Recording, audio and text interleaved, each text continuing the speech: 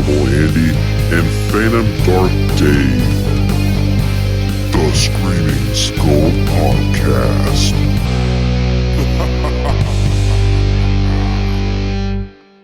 Welcome to the Screaming Skull Podcast, a place where horror fans can call home. I'm Phantom Dark Dave, and I'm here with Abnormal Andy. Andy, it looks like we're back in the saddle again. That's right, Dave, and it feels pretty good to be podcasting with you once again. We did it in the past, and here we are back again doing the same thing. I'm glad you clarified that, because some people might have thought back in the saddle again meant that we were having sex. No, we're not that kind of podcast. We're not that kind of podcast, and we don't live next to each other, so that's impossible. But I guess we could do cyber. There you go. Okay, well, I'll hit you up later for that. But man, it's been a while. You know, you and I, we've podcasted a long time, dude. We've been down since 2017. We've done a lot of shows together. We've taken a pretty big break in between, and we decided let's give it one more go. Yeah, man, this has been a cool little project we've been working on. We met doing my old podcast, Black Cat Shadow. I had you on for a guest there, and little did we know that that would lead on to you guest hosting more episodes and becoming a regular part of the show.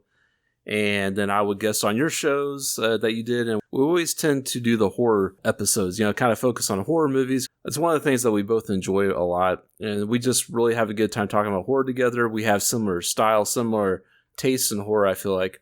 But it's also, we kind of round each other out, too, in a way.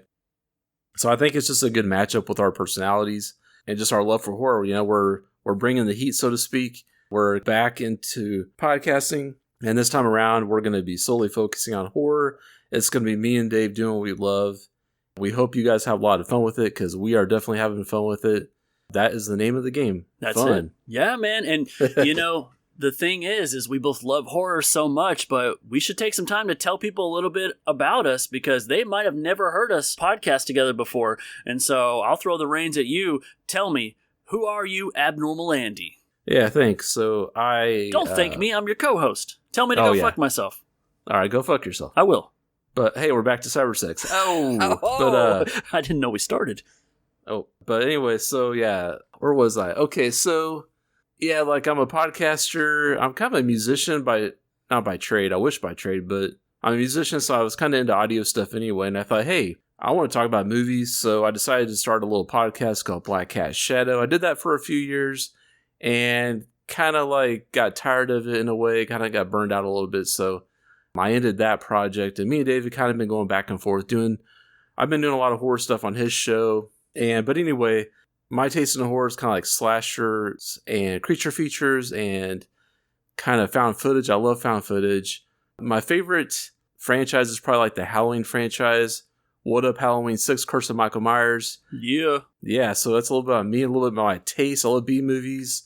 And if everybody out there hates the movie, I'm probably going to love it. When you say B movies, you're talking about movies about bees, like the Savage Bees or the Deadly Bees? Yeah, man. Invasion of the Bee Girls. Oh, bringing it.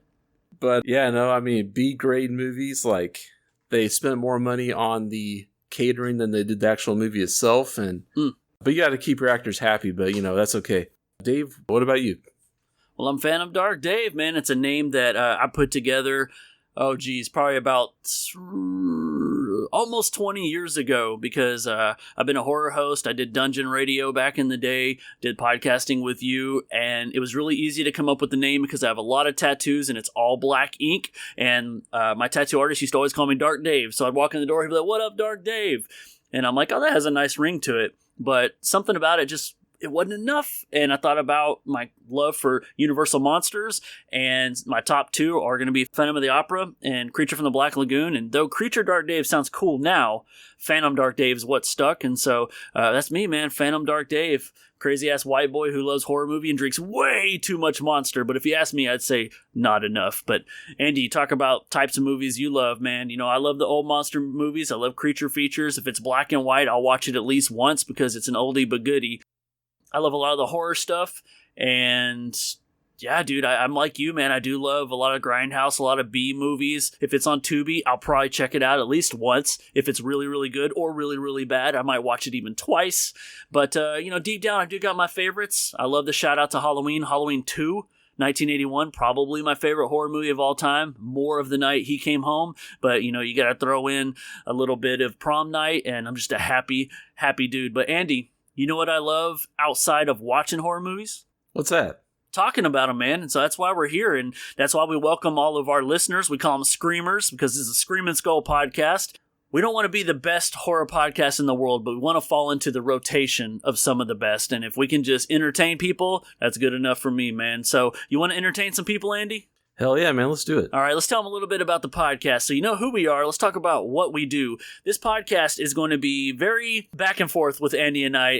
We do have some scripted ideas down, but for the most part, it's going to be like a radio talk show. We're not doing it live. It is edited, but it's Andy and I going back and forth, and we're going to have mini segments in the show. And I think we agreed that most of our episodes are going to be, 3 segments? Does that sound good?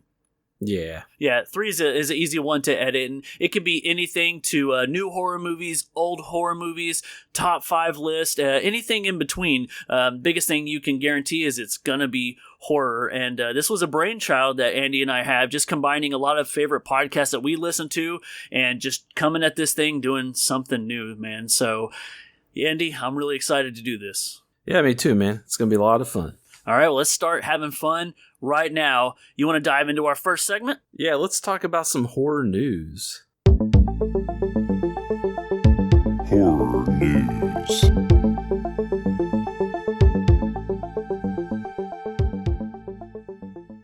So, as I was flipping through the horror headlines and with my morning coffee, I found this cool story. So, you mentioned Universal Monsters, and we both love Universal Monsters. And I think our favorite for both of us is Creature from the Black Lagoon. Is that correct? 150%. You got it. So when I saw this story, it really perked me up because in development, there is a modernized version of this story being worked on. Like I said, it's in the development phase, so who knows when it's going to come, but it definitely seems like it's in the pipeline. And another thing that got me excited was the name attached to it. I saw that James Wan is involved in it. So that got me super excited, and there's rumors that he may actually direct it. So that's even cooler. So I don't know about you, Dave, but that really gets me excited for a new Creature from the Black Lagoon movie. What about you?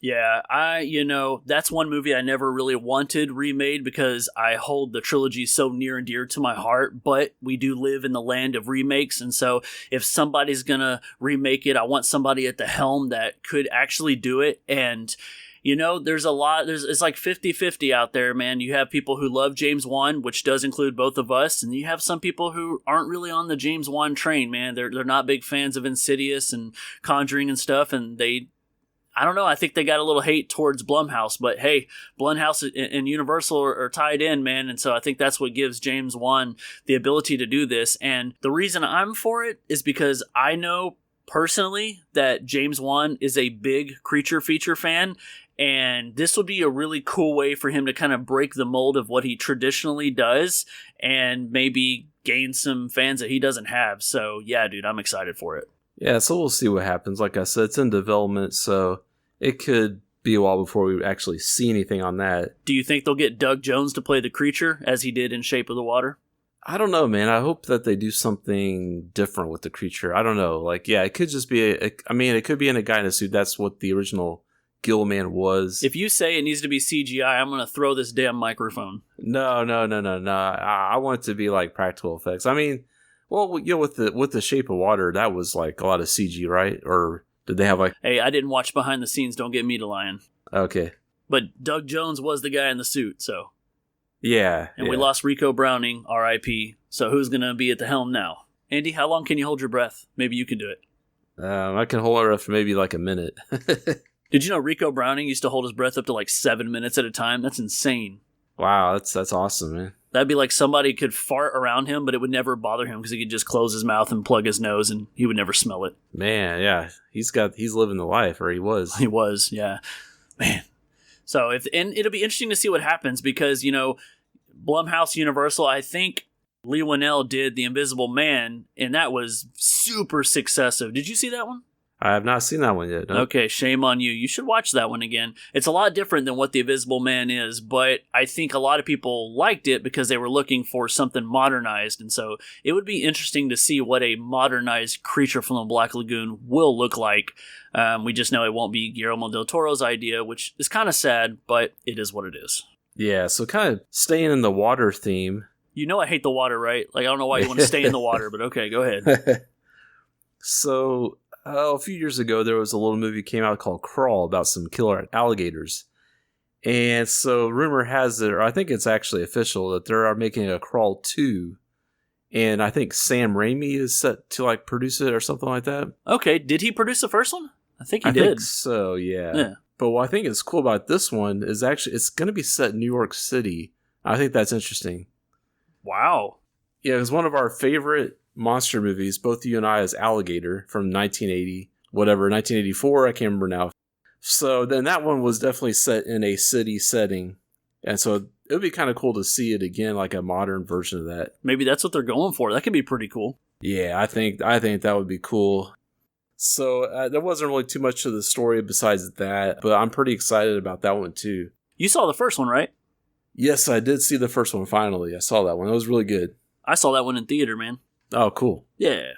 It was pretty good, pretty entertaining. As I mentioned, I'm kind of terrified when it comes to the water. So anytime a horror movie takes something aquatic, I'm totally into it because I put myself in the shoes of being terrified as most of the victims are in the film. And anything as stupid as The Meg, which I loved, to Jaws, Deep Blue Sea, Deep Rising, there's a deep plug. But yeah, man, Crawl was a lot of fun. And with that movie, I won't spoil it for anybody, but there's scenes where they're closed in a home and you think about how secluded a house can be, especially some rooms. And if it's filling up with water and you got an alligator, hello, New York City, think about some of the high-rise buildings. That could be pretty cool. Yeah, man, for sure. It's going to be interesting to see what they come up with. I'm excited for it. All right. Makes me wonder if it's going to have the same director. Yeah, as Alexandra yeah. Aja or whatever. Aja, that's a band, bro. Aja, yeah. Guy who did the remake of Hills Have Eyes and High Tension and Piranha and stuff like that. Yeah. Yeah. Yeah, it's been a while since I heard his name in the spotlight again, so this might do it. Bro, I got some horror news for you. So, I like you talked about films that are up and coming. Let's talk about films that just came out recently. So, you've seen the trailer for Trap, right? Oh, yeah. I definitely want to see that one. That one looks like it's going to be good. It's getting mixed reviews. I talked to some people, and the trailer does look pretty cool, and it's really neat to see Josh Hartnett back in another horror movie. I know the movie was filmed on a $30 million budget, and it's currently made a little bit over $45 million right now, so it's recouped its budget, but with marketing and stuff, it's going to need to do a lot more than that. But the thing that kind of halts for me is the fact that it's an M. Night Shyamalan movie, and his movies are so hit and miss sometimes, and from what I've talked to some folks, they've said what I hate the most in that it starts good and ends bad. And I feel like that's one of M. Night Shyamalan's biggest flaws is he ended a couple of movies really great and he ended most of them very like subpar. And so with that being said, man, it will be interesting to see how Trap comes out. But do you have a favorite M. Night Shyamalan movie? If I had to say a favorite. Yes, you have to because I asked you. Yeah. Man, that's a tough one. For a long time, Unbreakable was my favorite. Interesting. That's awesome. That is an underrated movie. I remember when that came out, I was so into that movie. I don't know. It just like... You're like, I wanted to collect comic books and be evil. Yeah, because it was like... Said, it was yeah. like a... Well, yeah, not exactly that, but like it taps into that superhero thing without really being like a Marvel movie, but it's more of like a realistic superhero movie. And I really thought that was a cool idea. When The Sixth Sense came out, I thought it was cool. The twist, it was like really novel idea. And then when Unbreakable came out... Stolen idea. Ooh. So when Unbreakable came out, like when it was the marketing of the movie, you didn't really know what it was about. You just knew that it was about Bruce Willis. He was in some kind of major like plane wreck or something, and he came out... A train accident. He came out unscathed. That's really all that we knew. And we knew Samuel L. Jackson was in it. Motherfucker. We didn't quite know how the story would play out. And so that's what I really enjoyed when we saw it all kind of play out in that first movie. And now, you're going to be surprised because as much as I liked Unbreakable, I have never seen Split or Glass. Oh, I'm not surprised because every time I ask you if you've seen something, you're like, no. Which is really good. We do a horror podcast, Andy. I know. I will remedy that for sure. I will get to watching some horror. And that's another reason why I think this podcast is going to be a fun thing for me is it gives me an excuse to watch some horror movies. Yeah. Yeah. You tell your lady that you got to get to work and she's going to be like, but I think you're off work. And you'll be like, nah, horror podcast work. She's going to be like, does it get paid? And you're going to be like, don't worry about it. That's cool, man. My favorite M. Night Shyamalan movie is probably The Visit. Did you see The Visit? No, I have not seen that. That was kind of like his return to form because he kind of branched off of horror a little bit and did some fantastical stuff. And I use that word for fantasy, right? And that's not my cup of tea. But after making a couple of movies that were poorly received, he came back with this one, which is a found footage horror movie that it really felt like he had reached his peak again. And I don't want to put it on a pedestal because I'm not saying it's his greatest. I'm just saying it's my favorite. But yeah, if you haven't seen the Village, you gotta be careful because they both start with a V. The Visit, if it's never been ruined for you, hurry and watch it before the end is ruined for you. Because if you know anything about M. Night Shyamalan, it's all about the end. Yeah. So, cool, man. Well, that was Trapped. Let me tell you about another one that just came out recently of this podcast. Did you see the trailer for Cuckoo? Oh, yeah. I've seen trailers. It's like everybody's talking about the movie. There's like a big buzz around this movie. Yeah, and so I might have to listen to a couple podcasts out there and let them tell me what it's about, because I don't think this is one I'm going to go see in theater, because I've seen the trailer, I think, 3 times, and I still don't know what the hell it's about. I mean, I think I have an idea, but I don't want to say too much. I don't want to spoil it for you. Okay, well, I'll tell you, it had a $7 million budget, and it's already working its way toward that budget with a worldwide release, of course. But yeah, Cuckoo, I'm hoping it's just the movie that I'm missing and I need to see, but that's going to be one that I rent from home. And everybody this week's going to see the other big one. This will be the last one I talk about that's theater related, and that's Alien Romulus. Andy, are you an Alien franchise fan? You know what? I am a big fan of the Alien franchise. I mean... Holy shit, you've seen the Alien movies? I'm stunned. Well, I've seen most of them. I haven't seen Alien Covenant yet. Okay. Like the last one, but I've seen everything else. If you've seen the first 4, I'll at least forgive you, because those were like the original quadrilogy. Quadrilogy? Yeah. Cool. Well, Fede Alvarez, dude, that movie's going to make a lot of money. Yeah, he did the Evil Dead remake. Which I love. Love. And he did Don't Breathe, which I thought was very entertaining. So it's going to be interesting to see what he does with an alien film. There's going to be blood and guts and... flying assholes. There you go. Yeah. And, but that fits it right in with, if an alien movie doesn't have blood and guts, then that something's not right. I don't know if I agree with that, because some alien movies aren't violent, but they're creepy, and I dig that. I'll give you another plug to M. Night Shyamalan, Signs. Some people like that. Julie hates that movie, by the way, but hey, wow. It is what it is. Yeah. Okay. Yeah, that may be a hot take, but it's mixed reviews. But Andy, let me transition out of the theater and get into your home. Let me tell you about some new movies that are coming out on Blu-ray. Do you still buy physical format, by the way? I don't. You don't? Man, you don't have those Betamax tapes no more? Nope, sure don't. All right, cool. Well, check it out.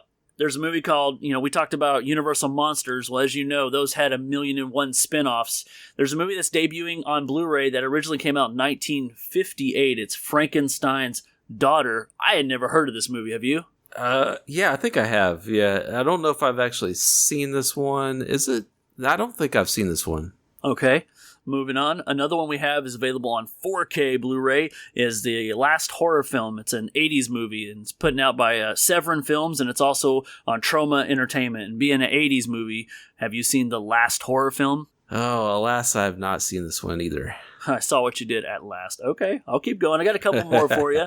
Also new, Mirror Mirror from 1990. It has Karen Black in it, which that caught my interest. I've never seen it, but I've heard people talk about this movie.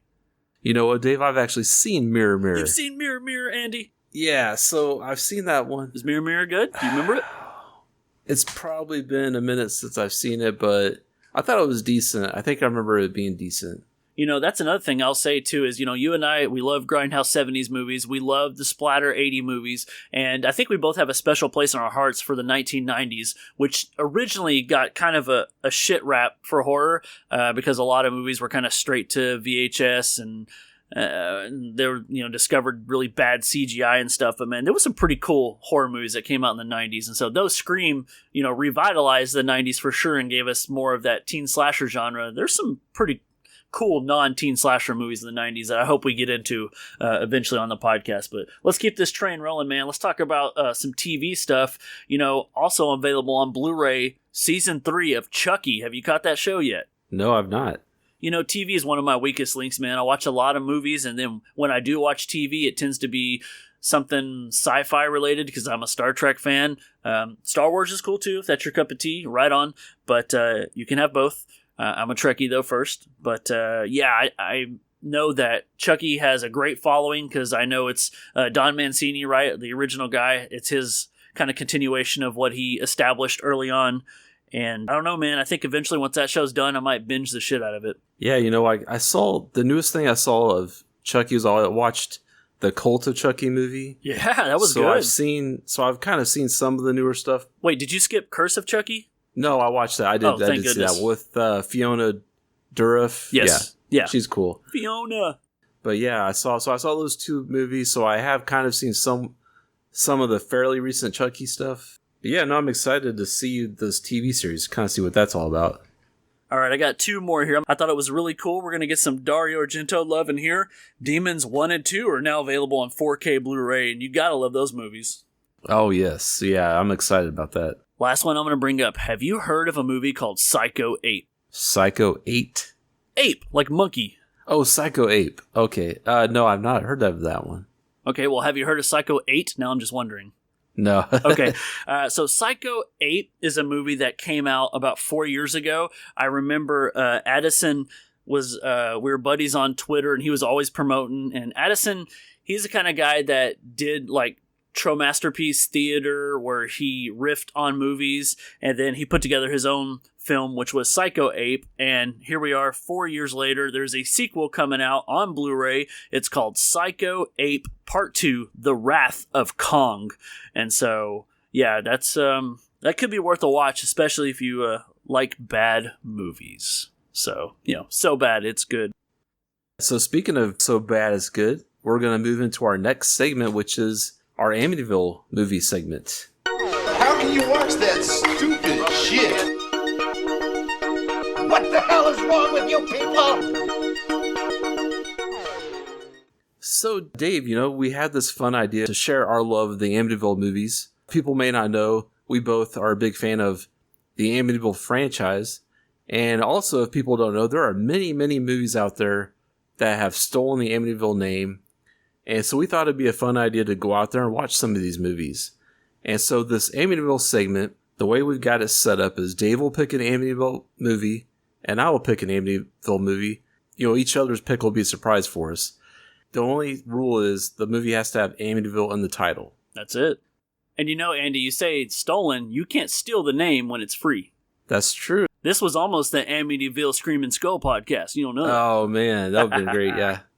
Do you want to share yours first, or do you want me to go first? I would love to go first, sir. So, the last thing I talked about that was available on DVD was a monkey movie, right? Oh, yeah. Yeah, Psycho Ape. Well, that's how I'm going to segue to my Amityville movie, because the movie that I chose to watch and review is a very recent 2024 movie, and it's Amityville Bigfoot. Oh, nice. Have you seen Amityville Bigfoot?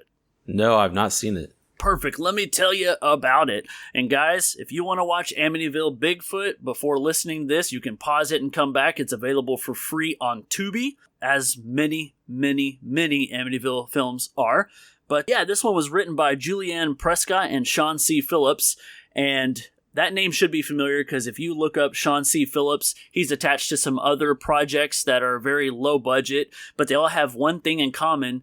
Most of his movies are comical, ridiculous, and entertaining, and this movie is not short of that. So, Andy, here we go. Amityville Bigfoot. This movie's bat shit crazy. I don't have to say much more, dude. It's a horror comedy that's light on the CGI, which I appreciated, but it's heavy on the practical and the ridiculous. And this movie reminds me of quite a few things. Do you remember back in the heyday when we talked about Don't Go in the Woods Alone? Oh yeah, a great 80s horror movie. It is. It's a sleaze movie, and we love it. It's a horror nasty, and this movie fits that category because one thing it has in common with it is sometimes, for no rhyme or reason, we're just going to put random people in the woods, and they're going to get murdered, but instead of getting killed by a wild man, they get killed by Bigfoot. But wouldn't you know that these woods are on Amityville property? And so I won't go too deep into spoiler territory, but I will say if you're looking for a so bad it's good or just something different and ridiculous, check out Amityville Bigfoot, because not only are there people in it that are going to surprise you, there's a couple of people from previous Full Moon, previous Trauma, previous Killjoy movies. Andy, the biggest selling point for you is you would get to see Tuesday Night, and I don't know, you probably haven't seen her since Nightmare on Elm Street Part 4, but she's in this movie, and it was really cool to see her again. So, do I recommend this movie? You know, it could be the movie that you're missing. So, if you got an hour and a half to kill, put on Amityville Bigfoot. So, that is the Amityville movie I watched, and I liked it enough that I watched it twice. But Andy, Nice. what Amityville movie did you pick? And if you say Amityville Bigfoot, I'm flipping the table.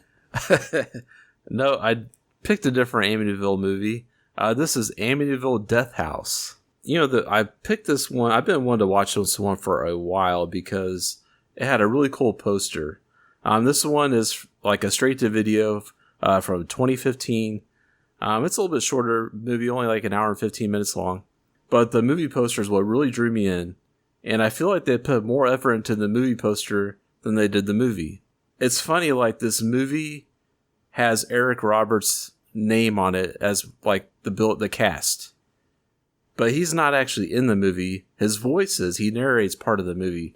But that's really all it is. So, you know, you can go out there and look at the movie poster, but basically it's got this like half woman, half spider thing on the front.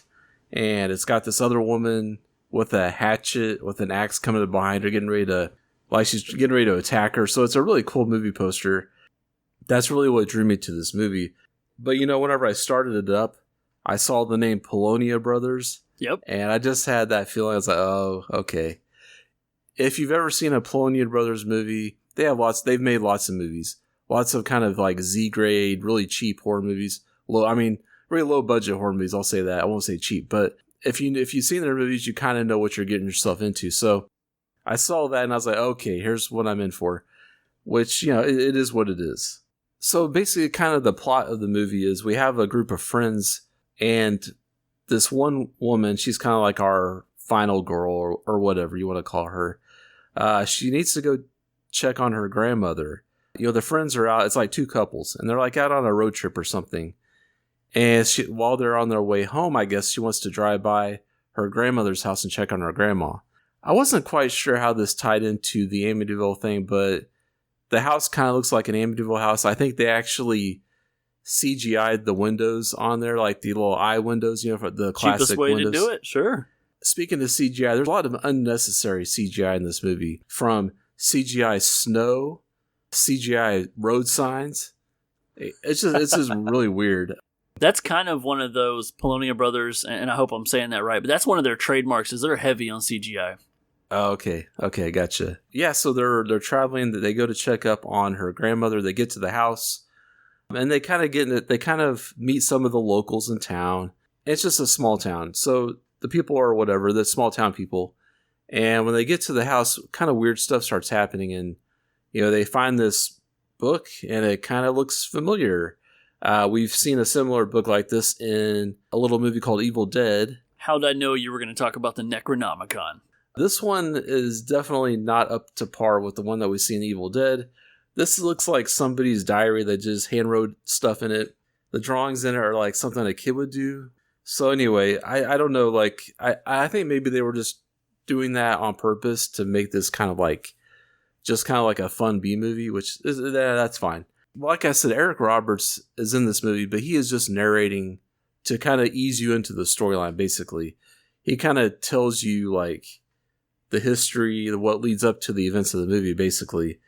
And it gives you kind of one of those cold open things where it shows you the end of the movie. Oh. It shows you, like, a brief glimpse of the end of the movie at the beginning.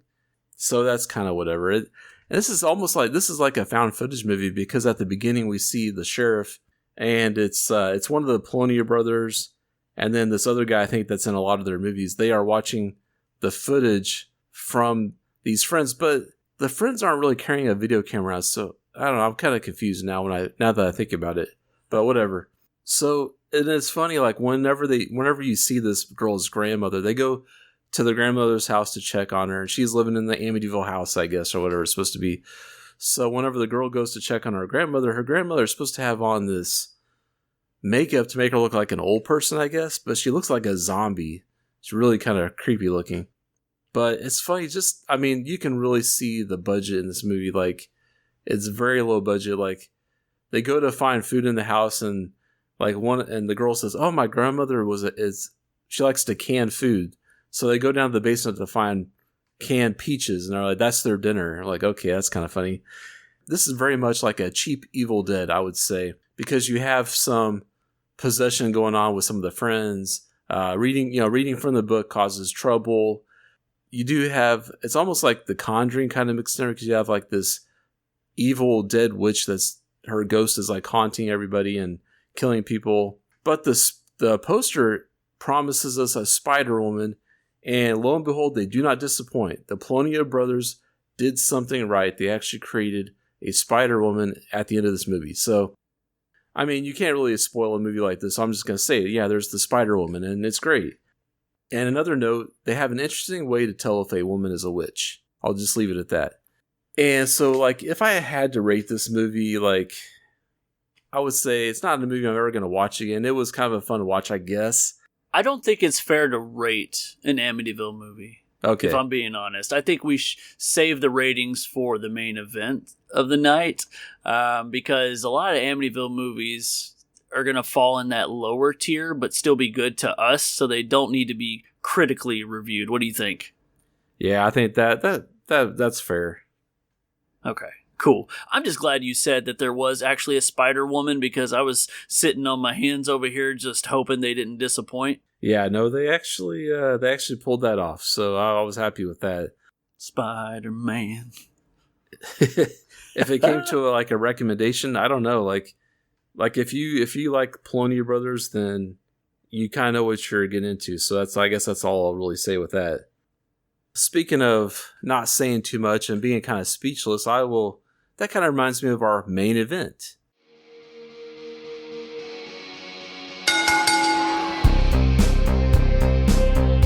The main event.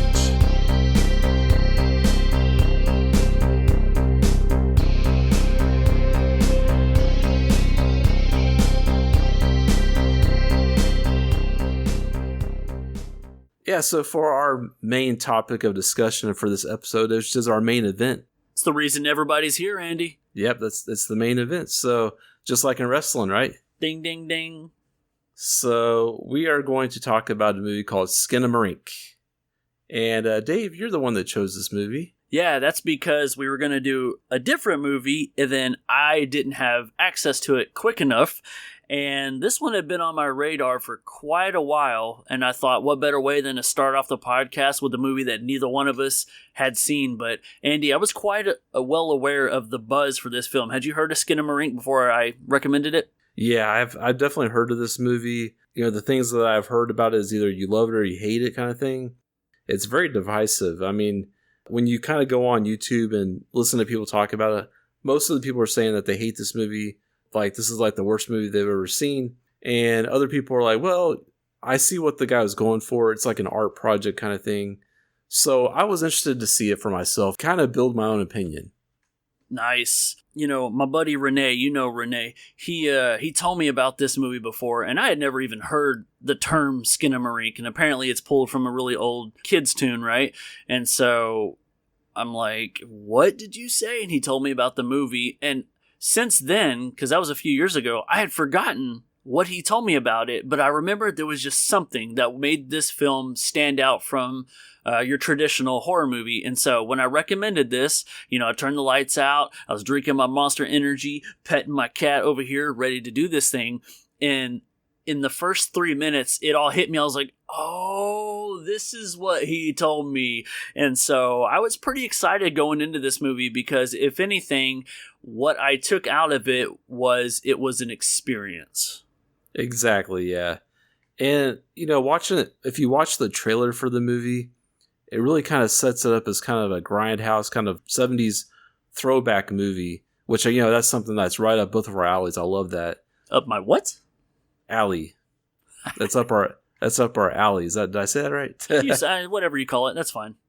It's like in our wheelhouse. I'll say that. That's the correct word. There you go. What's a wheelhouse? I don't know. Something that spins people things. I don't know. Maybe it's just corporate jargon. Oh, don't start doing that. Using those big words. So, I was excited to watch the movie. Even though I'd heard a lot of bad things about it, I was like, I'm going to check it out. The look and feel of the movie was cool from the trailer that I've seen. It looked like it was going to be creepy, so I was definitely up for it. This one had a very limited theatrical release, and then if I'm not mistaken, it debuted on Shudder after that, right? Yeah, it was actually had the limited release at AMC theaters, which is kind of cool. Love AMC theaters. Shout out to AMC. Yeah. I like your icy drinks and your candy. Appreciate it. Wish it was cheaper. Is what it is. Yeah. Kind of getting into the movie, I don't know, trying to think about the plot of this movie, Oh, I got you, buddy. I wrote a very tiny synopsis. And so first thing I want to do is back you up on that trailer. I actually never saw the trailer until a couple of minutes before recording here with you today. And I got to say, the trailer is pretty remarkable. If you want to kind of get an idea of what you're getting into, I actually recommend watching the trailer first, because this is a movie that is not going to be well watched on your phone or tablet or in a big group of people at a party. This is a single or a couple's watch at, maximum in the dark, not being on your phone. I watched it on Hulu because for some reason I don't have Shudder, and that's something that I will probably fix, especially now that we're doing this show. But synopsis is actually pretty simple, and it is: two kids wake up in the middle of the night to find that their home has become a living nightmare. And Andy, after watching this movie, I find myself sitting there thinking, what the hell did I just watch? And the more time, the movie sticks with you, and the longer I thought about it, because I watched it about a week before you did, and I was waiting for you to confirm you watched it and you were ready to do this episode. And so it's given me more time to dwell on, did I like it or not like it, and what did I like about it? And the more I think about it, and the more that I start really trying to dissect certain things, I find myself liking what it was attempting to achieve more than what it actually achieved. But I will say, for the micro budget, I thought it did very well. Yeah, like you were talking about the spirit of the idea of the movie. I really love that about it, because this is definitely something. You talk about the plot. It's from the point of view of two small kids, right? This is the kind of movie that really captures that feeling of two small kids being in a haunted house and kind of how they would experience, or it's interesting, they're not even so much concerned about their situation. They're just kind of hanging out, it seems like, in a lot of the movie. They got their cartoons turned on, their mom and dad are not around, but they just turn on their cartoons. They got some cereal.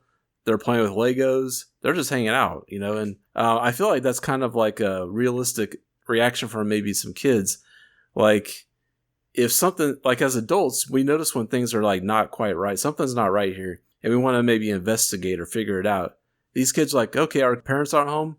Okay, we're just going to watch TV and hang out, and they kind of fall back asleep. And also, it's there's no, I kind of lost my sense of time in this movie. And I think that's another thing from the perspective of a small child. They don't really have that sense of time yet. They just know, okay, we go to sleep now, we wake up now, it's time to do this, it's time to eat lunch, kind of basic stuff like that. Yeah, man, because, in the beginning of the movie, you're seeing the perspective from a child's point of view because the camera is very low. This movie is shot in a very grainy aspect. It's mostly in darkness, and you can see silhouettes and shadows, and you hear voices.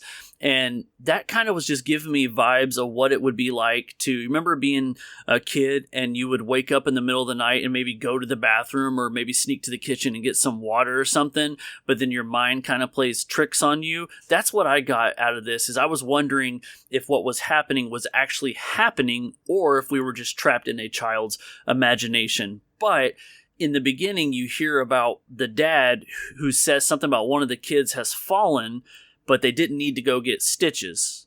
The kid is okay. And I think that sets up a pretty interesting thing when the movie does a final wraparound reveal, because I have a theory on it. Oh, interesting. Yeah. Yeah, I remember that too. I remember the dad saying it. I was wondering if that was going to come into play, because I think the dad would also mention that the son was sleepwalking. Yep. And he fell down the stairs. Yep. So I was like, that kind of got the wheels turning. I'm like, is that going to come into play? Or is this movie going to be, is there going to be some kind of reveal, some, having to do with the kid, the son? I'm not sure. So what did you think about the way that you would be focusing on something, but it would disappear and reappear? Yeah, I saw that, and it kind of confused me at first, but I think I understand why the filmmaker chose to do that. With the windows and the doors and stuff, appearing and disappearing. I don't know if it was to remind you that there used to be a window there, it was missing, and it kind of reveals that it was there, and then it goes away again. Maybe he was trying to say, okay, there was a window here, but it's gone now. Instead of just showing us the blank wall, it's I don't know, but it was kind of a cool effect. I liked it because it definitely reminded me of some old 70s movie or late 60s horror movie. It kind of that kind of effects where it's just stuff will just kind of blink on, if something's disappearing, it'll just blink off the screen or whatever like that. I kind of like that. It had somewhat of a Outer Limits vibe to it, in that you don't really know what you're seeing or if you can believe it. But I found myself watching this movie, and Andy, I'll come out and say it. A lot of times I'm not too bought into a Hollywood picture because a lot of them tend to blend for me. And so when this movie started out as bizarre as it did, I was pretty invested. I was like, oh, this is kind of refreshing. It's something different. And I give kudos to the filmmaker for just being brave enough to do something like this. I had saw that he had based this on, because he did a 30-minute YouTube video. Did you happen to go back and watch that? Oh, no, I haven't seen that. Maybe I should go watch that. Yeah, so the filmmaker has his own YouTube channel, and this concept was pulled from his channel where he did a short, and it's crazy because you see people comment about this movie, and they talk about how it would have worked better if it was a short, which I actually am 100% in agreement with that, because this movie could have lost 30 minutes. It was really, really long, but it is what it is. To go from a 30-minute short film and turn it into an hour and 40-minute film, kudos. On a $15,000 budget, kudos. But Andy, there was parts of this movie that I felt were mimicking the cartoon. Were you picking up on that? Oh, I didn't pick up on that. I was wondering if the cartoon was trying to clue us in on something, but I couldn't quite follow what that was. Well, I was finding that cartoon was pretty prevalent. Or prevalent? It was important to the story because I felt like the kid's imagination was getting influenced by the cartoon that he and she, because it's a brother and sister, were watching. But then, when you talk about them waking up and their parents are completely gone, but then they would hear voices of a monster, and they don't reveal what the monster is, you have to wonder if it's some sort of metaphor for their parents or what's going on in the home life. And so I started going down some pretty dark realities with wondering what the filmmaker was trying to say, but I'm not intelligent enough to piece all those things together. All I can say is that the movie was an experience because it puts you in the shoes of what it was like to be a kid who was terrified of their own surroundings, especially when their imagination took over.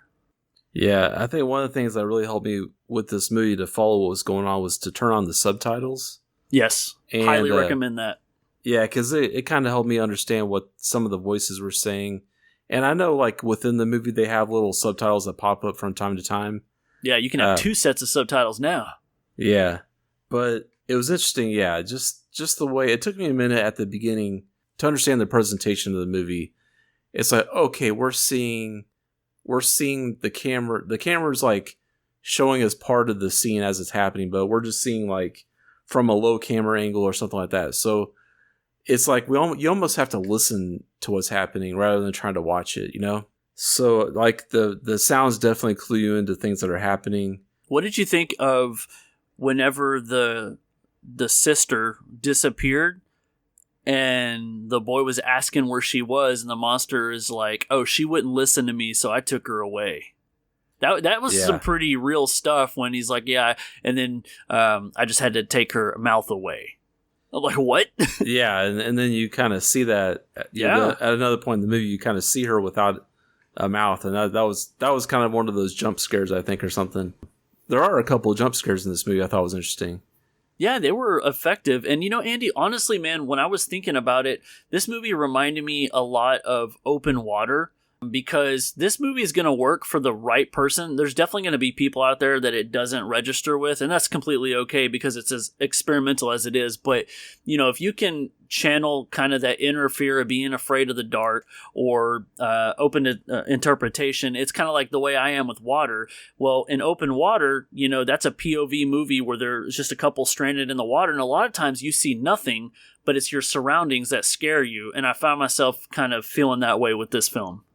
Oh yeah, I mean he used the darkness to his advantage for sure. I mean, I love those shots of just like the dark doorways and stuff, the dark hallways, and you can't see what's there.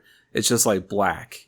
Didn't you notice how at some times you could see things kind of moving? It's really weird to say, but it's like you could see a shadow in the dark, and that doesn't make any sense, but when you see it, you know what I'm talking about. Dude, yeah, I was wondering about that because I had a kind of low light, you know, I turned the lights down to watch this, but with the graininess of the video, I was questioning what I was seeing. I was like, okay, did I just see something moving? I wasn't sure. There's one scene where you see a person sitting like on a bed and they gradually disappear. Yep. And it was weird because I didn't realize what was happening at first. I was like, wait, are they moving? Wait, no, they're like vanishing before our eyes. I thought that was really interesting. And so he really uses that graininess and to kind of like disorient the viewer. And like you said, there's things that could be happening in the darkness, and we're just seeing hints of it. And so it leaves a lot to the imagination, which I love that in a movie, because I think that's a lot scarier than actually showing us what it is. Because sometimes we can come up with monsters a lot scarier in our own mind. What if it's a half woman, half spider? That'd be pretty freaky. Well, you did see that in the Amityville movie, so I'd say True, versus seeing it or not seeing it, you know, which one's creepier. But I'm with you, man, because what you manifest is going to look a lot more realistic than what a CGI budget's going to do. And, you know, I think that gets us to a point where I ask you a simple question. Did you like this movie? Yeah, it's hard. It's a hard question to answer, I feel like. I guess I liked it to a point. I liked the idea of it. I don't know, it took me back to the time when I was like 5 or 6. And like you're sitting in bed, maybe you just had a nightmare, and you're sitting in your bed, you're wanting to kind of like call out for your mom or your dad, but you're like afraid to even call out, you know? Kind of one of those things. Because the monster will hear you. Yeah, so it really took me back to that time. So, and I got to give the movie credit for that. I got to give it credit for the atmosphere of the movie. Man, there was like some scenes, for as low budget as it was, there was some cool shots that were like almost like taking you to another dimension. And it was just like, wow, this is like kind of cool, but kind of weird and kind of like, what is going on, you know? How did my toys get on the ceiling? Exactly, yeah. I mean, that's a mean thing to do. You can't get your Legos no more? Come on, man. There was a point where the kid was walking on the ceiling, you know? Yeah. And I remember as a kid, like, kind of like maybe I was laying on the ground or something. I would like look at the ceiling and imagine what everything would be like if our world was like turned upside down and we had to walk on the ceiling and stuff. And so that kind of gives us that kind of keys into that childhood thing too. So yeah, this movie's really doing some interesting stuff. Did you make this movie? No, I did not. No. Okay. Check it. Your name Kyle? What the hell's going on? So you want to get into a rating system for this movie? Because, with our first episode, talking about our main event, we got to, put a number on it. Yeah, I think we should. And, I think our rating system was like a number out of 5. Yeah, I think 1 to 5 is fair because I'm not trying to sit here and overthink a 1 to 10 ratio, my dude. Yeah, so like for me, I'm going to give this a 2 out of 5. I didn't quite... 2 out of 5 what? Oh, 2 out of 5 skulls. Sorry. Yeah. For me, that's like I didn't hate it, but it didn't quite give me enough to say that I liked it and that I would want to watch it again. So that's kind of where I'm at. I'm going to be a little more gracious than you. I'm going to be sitting right in the middle. I'm going to go 2.5 Screaming Skulls out of 5 because I have to factor in a couple of things. What did the filmmaker achieve? Did I enjoy watching it? And would I watch it again? How is the rewatch value going to be upheld? This is a movie I will recommend for that person who's looking for that outside-the-box horror movie. I did enjoy it, when I watched it, but I can't say that I'm ever going to sit through an hour and 40 minutes of what this movie was again, but I will give props to the filmmaker for what he was able to do. So you give it 2, and I'll go just a step up and give it 2.5. Yeah, for sure. I mean, that's one of the things that you got to talk about is you got to give credit where credit's due. The guy made a feature-length film.